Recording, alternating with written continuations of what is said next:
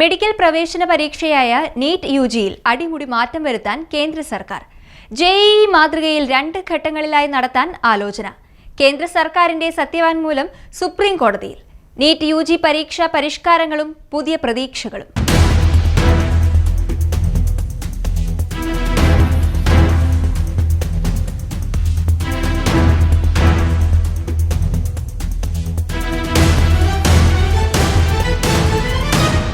ഇന്ത്യയിലെ ലക്ഷക്കണക്കിന് മെഡിക്കൽ മോഹികളുടെ ഭാവി നിർണ്ണയിക്കുന്ന നീറ്റ് യുജി പരീക്ഷയിൽ നിർണായകമായ മാറ്റങ്ങൾ വരുത്താൻ കേന്ദ്ര സർക്കാരും നാഷണൽ ടെസ്റ്റിംഗ് ഏജൻസിയും ഒരുങ്ങുന്നു. ചോദ്യപേപ്പർ ചോർച്ച, പരീക്ഷാ ക്രമക്കേടുകൾ, സുതാര്യതയില്ലായ്മ തുടങ്ങിയ ഗുരുതരമായ ആശങ്കകൾ മുൻ വർഷങ്ങളിൽ ഉയർന്നുവന്ന പശ്ചാത്തലത്തിലാണ് NTA പരീക്ഷാ രീതികളിൽ അടിമുടി മാറ്റം വരുത്താൻ സർക്കാർ സുപ്രീം കോടതിയിൽ സത്യവാങ്മൂലം നൽകിയത്. ജെഇഇ മാതൃകയിൽ നീറ്റ് പരീക്ഷ 2 ഘട്ടങ്ങളിലായി നടത്താനും നിലവിലെ പേപ്പർ പെൻ രീതിക്ക് പകരം കമ്പ്യൂട്ടർ അധിഷ്ഠിത പരീക്ഷയാക്കി മാറ്റാനുമാണ് കേന്ദ്ര സർക്കാർ ആലോചിക്കുന്നത്. 2 ഘട്ടങ്ങളിലായുള്ള പരീക്ഷ. ലക്ഷക്കണക്കിന് വിദ്യാർത്ഥികൾ ഒരുമിച്ചെഴുതുന്ന ഒറ്റഘട്ട പരീക്ഷയ്ക്ക് പകരം പ്രിലിമിനറി, മെയിൻസ് എന്നിങ്ങനെ 2 ഘട്ടങ്ങളിലായി പരീക്ഷ നടത്തുമ്പോൾ ഒരേ സമയം ഉണ്ടാകുന്ന തിരക്ക് കുറയ്ക്കാനും കൃത്യമായ മൂല്യനിർണ്ണയം സാധ്യമാക്കാനും കഴിയും. കമ്പ്യൂട്ടർ അധിഷ്ഠിത പരീക്ഷ.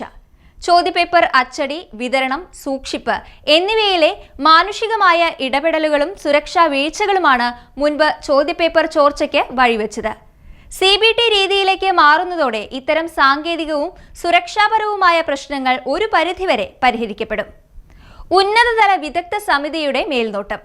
ബഹിരാകാശ ശാസ്ത്രജ്ഞർ, വിവര സാങ്കേതിക വിദഗ്ധർ, വിദ്യാഭ്യാസ വിചക്ഷണർ, പൊതുഭരണ ഉദ്യോഗസ്ഥർ എന്നിവരടങ്ങിയ ഉന്നതതല സമിതി സമർപ്പിക്കുന്ന സമഗ്ര റിപ്പോർട്ടിന്റെ അടിസ്ഥാനത്തിലായിരിക്കും പരീക്ഷാ പരിഷ്കാരങ്ങളിലെ അന്തിമ തീരുമാനം കൈക്കൊള്ളുക.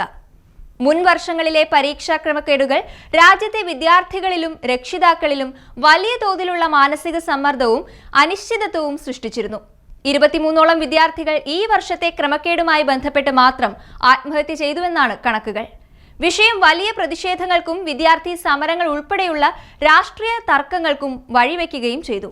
ഇതേ തുടർന്ന് കേന്ദ്ര വിദ്യാഭ്യാസ മന്ത്രി ധർമ്മേന്ദ്ര പ്രധാന് രാജിവെക്കേണ്ടി വരികയും ചെയ്തു. കേന്ദ്ര സർക്കാരിനെ സംബന്ധിച്ചിടത്തോളം വലിയ നാണക്കേടാണ് ഇതുണ്ടാക്കിയത്. ഇന്ത്യൻ മെഡിക്കൽ വിദ്യാഭ്യാസ രംഗത്ത് സുതാര്യതയും വിശ്വസനീയതയും തിരികെ കൊണ്ടുവരേണ്ടത് അത്യന്താപേക്ഷിതമാണ്. പുതിയ പരിഷ്കാരങ്ങൾ നടപ്പിലാക്കുമ്പോൾ ഗ്രാമീണ മേഖലകളിൽ നിന്നുള്ള വിദ്യാർത്ഥികൾക്ക് കമ്പ്യൂട്ടർ അധിഷ്ഠിത പരീക്ഷകൾ എഴുതുന്നതിനുള്ള അടിസ്ഥാന സൗകര്യങ്ങളും മികച്ച പരിശീലനവും ഉറപ്പാക്കേണ്ടതുണ്ട്.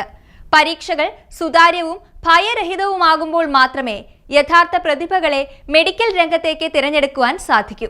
സാങ്കേതിക വിദ്യയുടെയും വിദഗ്ധ നിർദ്ദേശങ്ങളുടെയും സഹായത്തോടെ നീറ്റ് യുജി പരീക്ഷ കൂടുതൽ സുരക്ഷിതവും നീതിപൂർവവുമാക്കാൻ സർക്കാർ ശ്രമങ്ങൾ നടത്തുന്നത് നല്ല നീക്കമാണ്. ഇത് രാജ്യത്തെ ഉദ്യോഗാർത്ഥികൾക്ക് പുതിയ പ്രതീക്ഷ നൽകുന്നതാണ്. പക്ഷേ കേന്ദ്ര സർക്കാരിന്റെ ഇതുവരെയുള്ള പ്രവർത്തനങ്ങൾ വെച്ച് നോക്കുമ്പോൾ പുതിയ നീക്കം എത്രത്തോളം വിശ്വസനീയമാകുമെന്നതും ചിന്തനീയമാണ്.